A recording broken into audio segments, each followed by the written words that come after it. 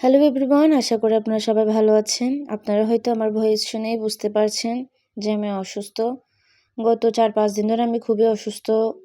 আ ঠান্ডা লাগছে, সর্দি, জ্বর, গলা ব্যথা। ১০২ থেকে ৩ ডিগ্রি জ্বর তো লেগেই আছে। তার মধ্যে গতকাল রাত থেকে আমার কান বন্ধ হয়ে গেছে। আমি টোটালি কানে শুনতেছি না।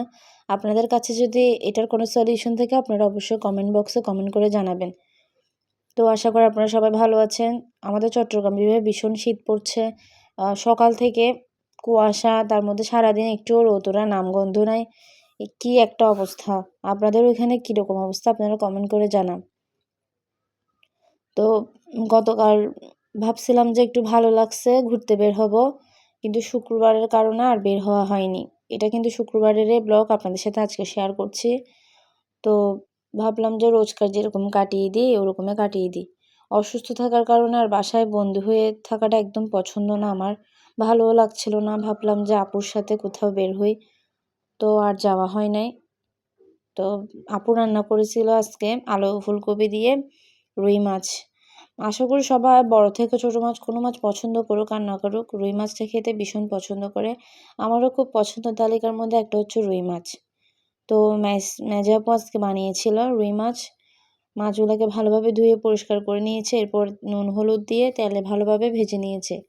এরপর একটা কড়াই বসিয়ে তার মধ্যে একটু মাছ ভাজা থেকে তেল দিয়ে দিল। এরপর পেঁয়াজ এবং মরিচ দিল। এটাকে ভালোভাবে কষিয়ে নেওয়ার পর এক এক করে সকল গুঁড়ো মশলা দিয়ে দিল। তো আপনাদের বাড়ি কার কোন জায়গায় সেটা কমেন্ট করে জানাও।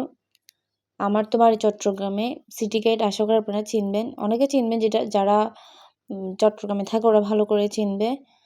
তো আপনারা কোন জায়গায় থাকেন সেটা কমেন্ট করে জানাবেন এবং আপনাদের দিনকাল কেমন যাচ্ছে সেটাও কমেন্ট করে বলবেন।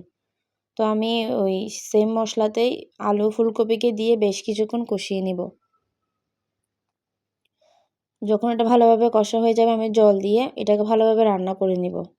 এরপর আলু ফুলকপি ভালোভাবে সিদ্ধ হয়ে এলে আমি এক এক করে সকল ভাজা মাছগুলা দিয়ে দিব। এরপর এটাকেও বেশ কিছুক্ষণ আমি রান্না করে নিব যেন ভালোভাবে এটা কুক হয়ে যায়।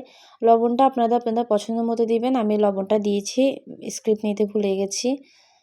তো এরপর আমি রান্নাটা যখন পুরোপুরি হয়ে আসবে তখন আমি ধনেপাতা দিয়ে তরকারিটা নামিয়ে নেব।